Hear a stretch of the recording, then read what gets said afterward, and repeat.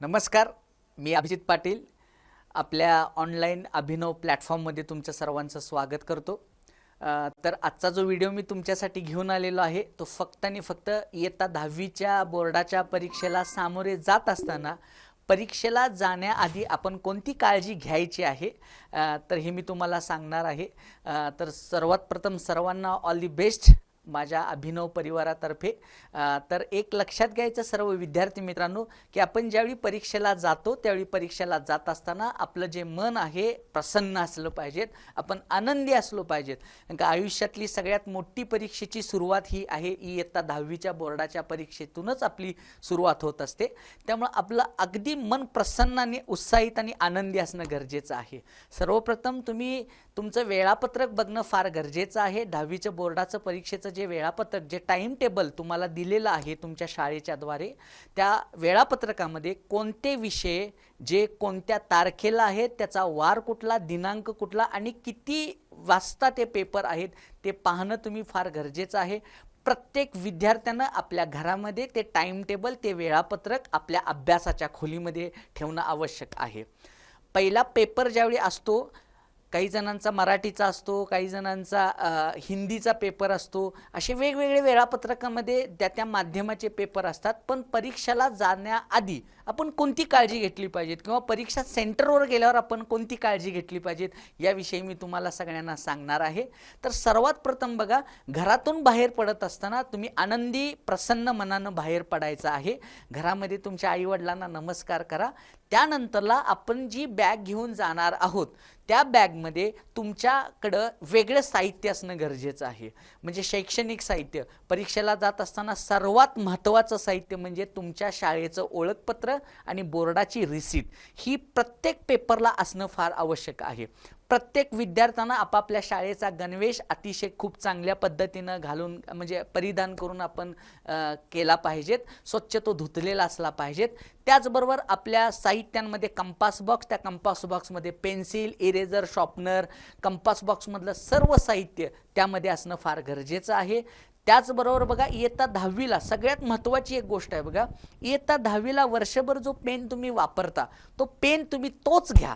बऱ्याचशाच वेळेला काय असतं की पै पाहुणे तुम्हाला ऑल द बेस्ट करण्यासाठी येतात किंवा आई वडील परीक्षेला तू जायलाच नवीन पेन घेऊन देतात, पण त्या नवीन पेनची ग्रीप किंवा त्याचे ॲडजस्टमेंट तुम्हाला माहिती नसते।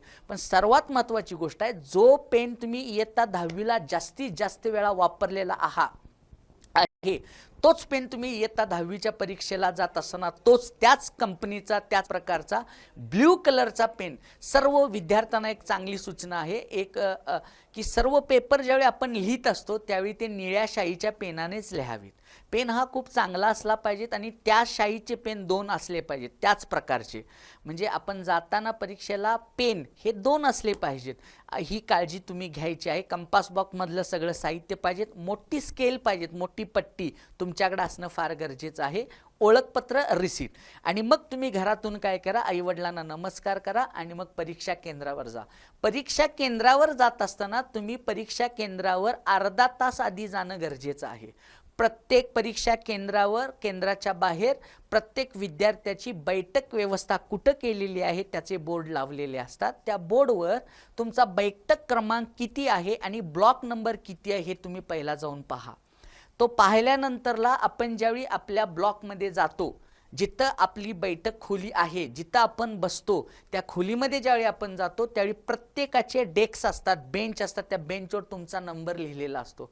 जो नंबर तुमचा रिसीटवर आहे, जो तुमचा बोर्डाचा नंबर आहे, त्याच बोर्डाच्या नंबरवर जिथं बेंचवर लिहिलेला आहे त्याच बेंचवर तुम्ही जाऊन बसायचं आहे।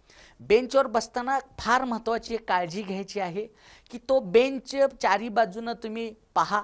कारण का बघा, काही ठिकाणी बेंचच्या खाली काही चीट्स असण्याची शक्यता असते, बेंचवर काहीतरी लिहिलेलं असण्याची शक्यता असते। इतर कुठल्या तरी विद्यार्थ्यांनी का पेपर तुमचा 11 वाजता चालू होतो, शाळा ज्या असतात त्या सकाळच्या ठेवलेल्या असतात, त्यामुळे तिथं सुद्धा काही वेळेला सकाळचे क्लास भरलेले असतात। चुकून कोणतरी विद्यार्थी तिथं चीट विसरतो, नोटबुक विसरतो, किंवा काहीतरी बेंचवर ड्रॉइंग काढलेलं असतं, काहीतरी लिहिलेलं असतं.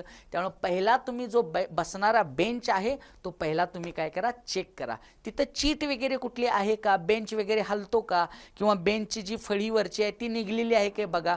हे जर असेल, असे काहीतरी इश्यू जर असतील, ते ज्यावेळी तुमचे सुपरवायझिंग तुमच्याकडे येतील त्यावेळी त्यांना तिची सूचना द्या की सर असा बेंचमध्ये चीट होती, किंवा या बेंच असा हलतोय, मला कम्फर्टेबल बसता येत नाही. ह्याची सूचना तुम्ही त्या परीक्षा विभाग असतो किंवा ते जे सुपरवायझर येतात त्यांना तुम्ही ते द्यायचं आहे.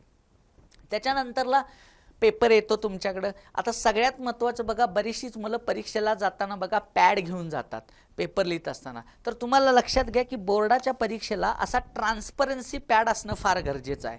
म्हणजे ट्रान्सफर दिसलं पाहिजेत. हां, आणि तो व्हाईट कलरचा असणं गरजेचं आहे बघा. कारण का हेच पॅड तुम्हाला अलाउड केले जातात. कुठल्या तरी डिझाईनचे, कुठल्या तरी कार्टूनचे पॅड अलाउड केले जात नाहीत. त्यामुळे पॅड हा जो ट्रान्सपरन्सी असला पाहिजेत. त्याच्यानंतरला बघा, तुम्ही ज्यावेळी बैठक क्रमांकावर ज्यावेळी बसल्यानंतरला शांत बसा, हसत राहा, मनातल्या मनात प्रसन्न ठेवा, आणि बसल्यानंतरला मला आजचा जो पेपर येणार आहे तो सोपा जाणार आहे, मी सर्व माझा अभ्यास पूर्ण झालेला आहे, हे पॉझिटिव्ह वेव्स तयार करा. मला आत्ता येणारा पेपर हा सोपा असणार, मी खूप चांगल्या पद्धतीनं लिहिणार, आनंदी मन करा. ज्यावेळी तुमच्याकडे पहिल्यांदा ॲन्सर पेपर येतो, ॲन्सर पेपर बोर्डाचा तुम्हाला असा दिलेला असतो ॲन्सर पेपर. तो ॲन्सर पेपर ज्यावेळी येतो त्यावेळी ॲन्सर पेपर आल्यानंतरला पहिल्यांदा एक काम करायचं की तो ॲन्सर पेपरच्या इथे शिलाई असते मारलेली, ती शिलाई बरोबर आहे की बघा. हे जे असते इकडची ही जी शिलाई आहे ना, इथं शिलाई मारलेली असती, ती प्रॉपर आहे काय बघा. म्हणजे काही वेळेला दोरे निघलेले असतात. तुम्ही पहिला लिहायच्या आधी हा ॲन्सर पेपर तपासणं फार गरजेचं आहे. त्याच्यानंतर आपण काय करायचं की ॲन्सर पेपर असा काय करायचा आहे, चाळायचा आहे. असा पानं सगळी बघायची आहेत. ही पानं बरोबर कोरी आहेत काय बघा. जिथं काही वेळेला अशा रेषा नसलेल्या असतात, पुसट आलेले असतात, किंवा काही वेळेला पानं चिकटलेली असतात, ह्या सगळा हा question paper answer paper proper बघा.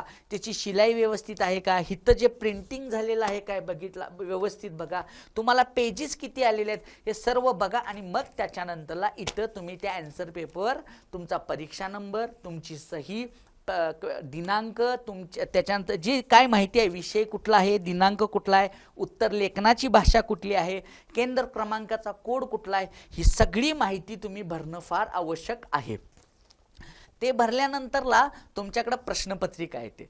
प्रश्नपत्रिका आल्यानंतरला प्रश्नपत्रिका बरेचसेच विद्यार्थी काय करतात, वाचतात पहिल्यांदा सुरुवातीला.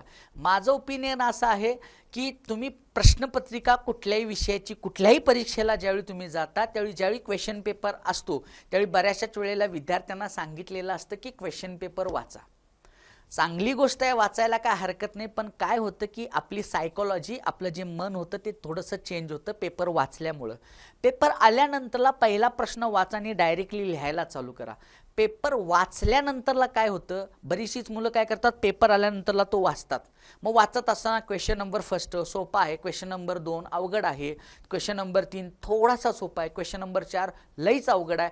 असे निगेटिव्ह वेव्स तुमच्याकडे तयार होतात आणि मग त्याचा परिणाम तुमच्या पेपरवर होतो. म्हणून पहिल्यांदा पेपर आला की डायरेक्टली लिहायला चालू करा. पेपर वाचत बसू नका. जसा क्वेश्चन येईल तसं तुम्ही वाचत बसणारच आहे. त्याच्यामुळं काय होतं की आपली मन प्रसन्नच राहतं. पेपर जसा क्वेश्चन वाचतो तसं तसं तुम्ही त्याचं काय करायचं, उत्तर लिहायचं आहे. क्वेश्चन पेपर सुद्धा तपासून बघा पहिल्यांदा, कारण का काही वेळेला प्रिंट झालेलं नसतं, काही वेळेला बघा काही पानं फाटलेली असतात, टोटल मार्क बरोबर आहेत काय बघा. ह्या सगळ्या काळजीपूर्वक गोष्टी आपण पाहणं परीक्षेला गेल्यानंतरला करणं फार गरजेचं आहे. आता दुसरी एक महत्त्वाची गोष्ट बघा, पेपर झाल्यानंतरला आपलं सप्लिमेंट, आपल्याला जर सप्लिमेंट जर लागत असतील तर ते सप्लिमेंट व्यवस्थित बांधा आणि ते प्रॉपर द्या, त्याची गाठ व्यवस्थित बांधा. बऱ्याचशाच वेळेला असं होतं की काही विद्यार्थी सप्लिमेंट घेतात आणि ती बांधत नाहीत व्यवस्थित, आणि न बांधल्यामुळं बघा काही वेळेला सप्लिमेंट गहाळ होण्याची शक्यता असते. गट्टे मोठे असतात त्याच्यामुळं ती चुरगळण्याची सुद्धा शक्यता असते, गहाळण्याची शक्यता असते. त्यामुळं आपला जो ॲन्सर पेपर आहे त्या ॲन्सर पेपरला लावलेली सप्लिमेंट आहे, जी पुरवणी आहे ती प्रॉपर तुम्ही बांधणं फार गरजेचं आहे. त्याच्यानंतरला बघा त्याच्यावर बैठक क्रमांक व्यवस्थित लिहिला आहे की नाही बघा, आणि ज्यावेळी पेपर तुमचा संपतो, लिहून संपतो, लिहिल्यानंतरला पुन्हा तो चेक करा की मी किती मार्काचं लिहिलेलं आहे. जर काही वेळेला क्वेश्चन मी नंतर थोडंसं लिहितो असं होतं, त्यामुळे सगळ्यात पेपर बघा पहिला झाल्यानंतरला तो पहिला चाळून बघा, तपासून बघा की मी पेपर किती सोडवलेला आहे, आणि त्याच्यानंतरलाच मग काय करा की तुम्ही तो पेपर वेळ झाल्यानंतरला तुम्ही काय करू शकता, त्या सुपरवायझरकडे देऊ शकता. टाईम मॅनेजमेंट खूप महत्त्वाचं आहे. कुठल्या क्वेश्चनला किती वेळ द्यायचा आहे ते तुमच्या शिक्षकांनी तुम्हाला सांगितलं असेलच, पण तुम्ही सुद्धा वेळेचं भान, वेळेच्या आधीच तो पेपर, किमान सर्व पेपर हे तुम्हाला 10 मिनटं आधी, जी वॉर्निंग बेल होते पेपर सुटायच्या आधी 10 मिनटं, त्यापर्यंत तुमचा पेपर कव्हर होणं फार गरजेचं आहे. नंतरला बघा ज्यावेळी पेपर तुमचे घेतले जातात त्यावेळी बघा विद्यार्थी परीक्षा हॉलमधून बाहेर पडतो. एक फार मोठी चूक केली जाते, पेपर कसा गेला, विद्यार्थ्यांमध्ये चर्चा असते. अशी चर्चा बाळांनो अजिबात तुम्ही करू नका. पेपर झाल्यानंतरला डायरेक्टली न वेळ घालवता तुम्ही घरी जा. घरी गेल्यानंतरला लगेच दुसऱ्या पेपरचा अभ्यास करा. गेलेल्या पेपरचा अजिबात कोणत्याही प्रकारचं टेन्शन घ्यायचं नाही. गेला तो गेला पेपर. लगेच येणारा जो पेपर आहे त्या पेपरचा विचार करा आणि त्याला अभ्यासाला लागा. ही अशी परीक्षेला जाण्यासाठी आपण फार तयारी चांगल्या पद्धतीने अशी करायची असते. अशी काळजी घेणं फार गरजेचं आहे. त्याचबरोबर बघा एक थोडंसं मगाशी सांगायचं विसरून गेलं की ज्यावेळी तुम्ही परीक्षेला घरातून जात असता तर बरीचशीच मुलं बघा न खाता जातात. अजिबात तसं करायचं नाही. थोडं तुम्ही खाल्लं पाहिजेत. माझ्या मते माझं असं ओपिनियन आहे की तुम्ही फळं खा. त्याचबरोबर बघा जर खात असाल, नाश्ता करत असाल तर जास्त जेवू नका. खाऊन जायचंच, पण ते जास्त खाऊन जायचं नाही, थोडंसंच खाऊन जा घरातून, पण ते तुमच्या आवडीचे पदार्थ, जेणेकरून तुमचं मन प्रसन्न होईल. त्याचबरोबर थोडंसं घरातून जाताना लिंबू सरबत असतो किंवा साखर पाणी असतं ते पिऊन जा, कारण का एनर्जेटिक जी असते, एनर्जी आपल्याला मिळते. 2-2.5 तास 3 तास तुम्हाला बसायचं असतं. या सगळ्या काळज्या तुम्ही खूप चांगल्या पद्धतीनं घ्या आणि परीक्षेला खूप चांगल्या आनंदी प्रसन्न मनाने सामोरं जा. कोणत्याही पेपरला घाबरू नका. खूप चांगल्या पद्धतीनं पेपर द्या. उत्तर खूप चांगल्या पद्धतीनं करा. पॉझिटिव्ह वेव तयार करा. पेपर आल्यानंतरला हसा आणि मग पेपर लिहायची सुरुवात करा. तुम्हाला सर्वच्या सर्व पेपर खूप चांगल्या पद्धतीनं जातील ही अपेक्षा मी बाळगतो आणि पुन्हा एकदा सर्वांना परीक्षेच्या शुभेच्छा देतो आणि थांबतो. नमस्कार.